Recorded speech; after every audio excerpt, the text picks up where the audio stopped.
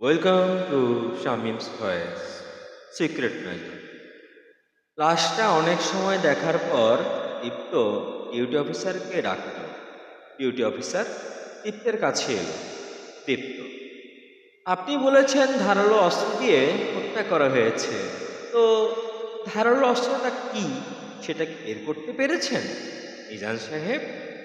Duty officer, এটা বোঝা যাবে ময়নাতদন্ত করার পর।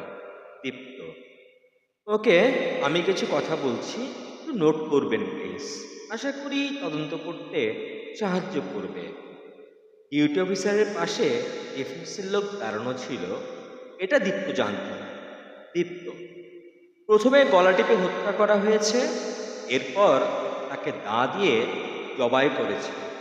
ওই যে গলার পাশে ছোট একটি পেঁয়াজের খোসা আর ঢং ধরা লেগে আছে গলায়। স্পষ্ট হাতের ছাপ বোঝা যাচ্ছে গলায়। মিলিয়ে নিন, তদন্তের সময় একটু মিলিয়ে নেবেন। পরবর্তী অংশ বলছি 13তম পর্বে ইনশাআল্লাহ।